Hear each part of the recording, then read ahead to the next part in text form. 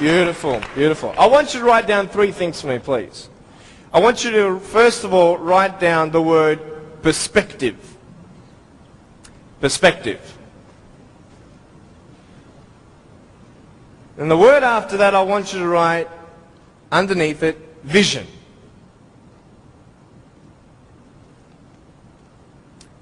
And then underneath that, I want you to put choices. So perspective, vision, and choices. This is what I'm going to be speaking about. I'm going to be real with you and start from the beginning. I was born in a blessed country. I was born to parents with the support I needed. You see, when I was born, it was such a tragedy. It was such a great shock to everybody. We had ultrasounds done when Mum was pregnant with me. I was her firstborn. And my mum made sure that we had the best doctors in Melbourne.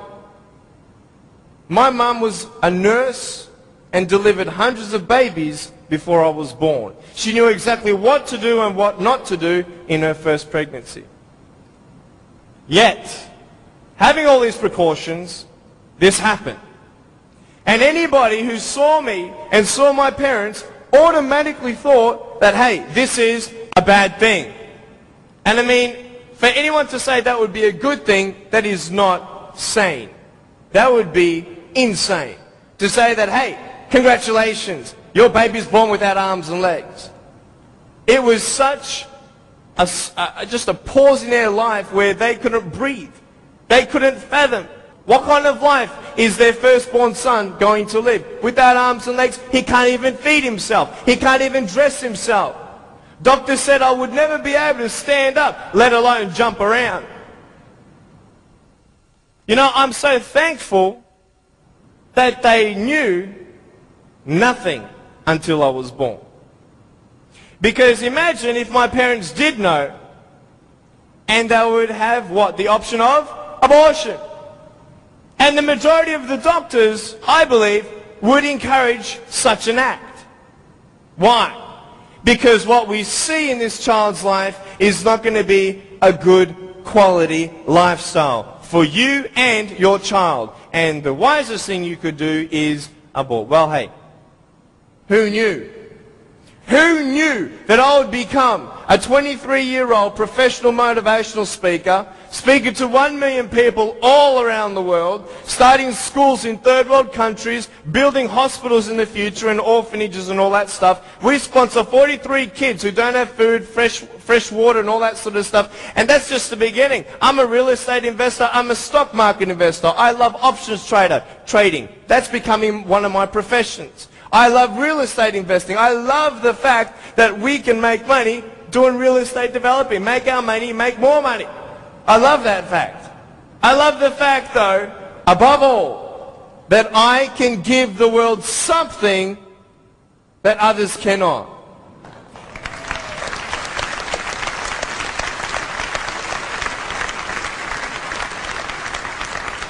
But before I tell you all that good stuff, let me tell you the more down times in my life. Obviously, it was difficult for my parents, but it was also difficult for me. When I went to school, a lot of kids teased me.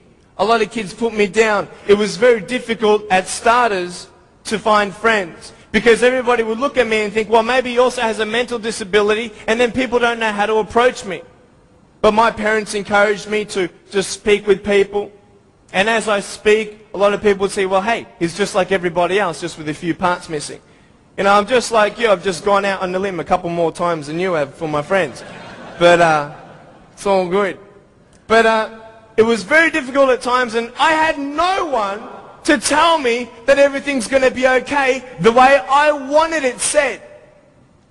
Because the way I wanted it said was, I wanted to be able to believe someone when they said, Nick, it's okay. Everything's going to be okay. The problem is, if anyone did say that, even my parents at times, I would say, how do you know? How do you know how it feels to be in my position? You don't even know the future. How can you say that I'm going to have a good life? You cannot.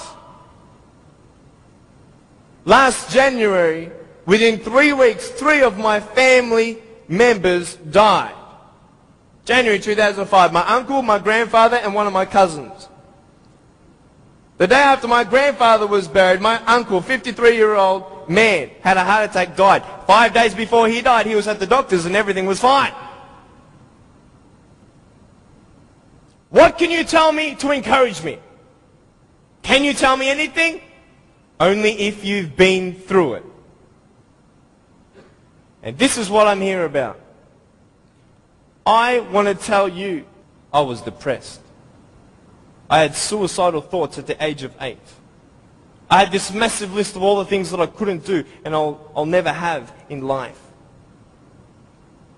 I never thought, you know, I'd get married. Who'd want a husband without arms and legs? And I thought even if I ever did get married, I'm not going to be even able to hold my wife's hand. I'm not going to be able to dance with my bride on our wedding night.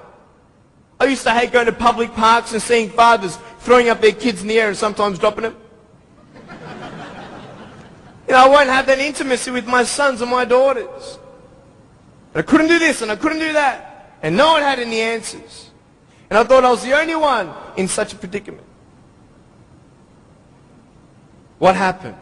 What changed? The first thing I got you to write down was perspective. How you see your life is the first key. Who are you? And where are you in life? This is the first question I want to ask you. Even though the world can look at me, they can say, well, a guy having no arms and no legs, his potential is not unlimited, but limited. His potential, just because he has no arms and no legs, humanly speaking, in our logic, he's not going to be as successful as everybody else. Really? Why?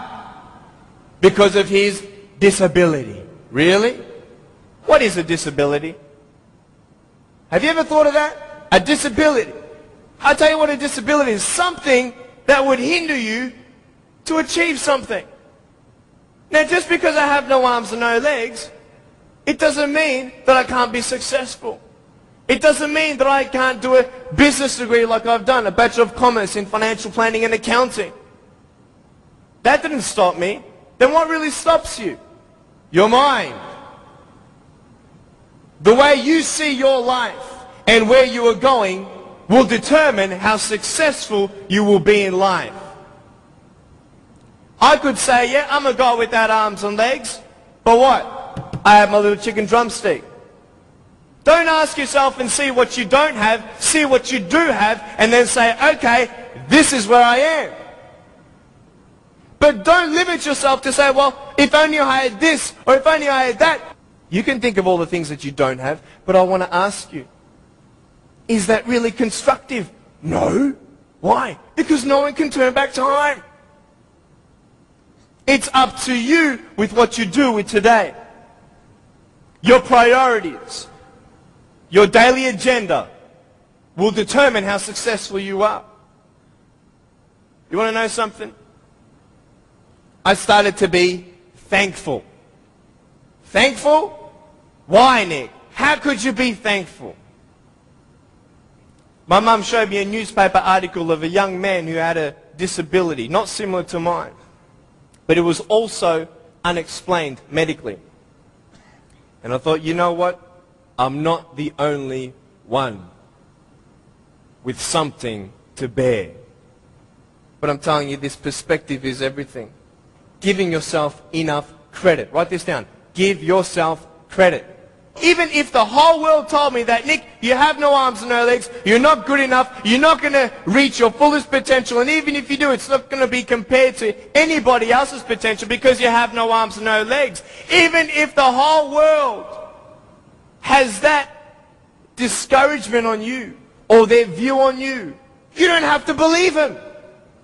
You get it? You don't have to believe others' opinions. Because it's just an opinion. If a doctor comes to you and says, hey, I'm sorry, you've got cancer. What are you going to do? Get a second opinion. Right? Why? Because you want to make sure that he's right. You want to know exactly how much you have to live and what's going on. Well, why not get a second opinion when people put you down? Why not get a second opinion when your family thinks you're dreaming? Tell him he's dreaming.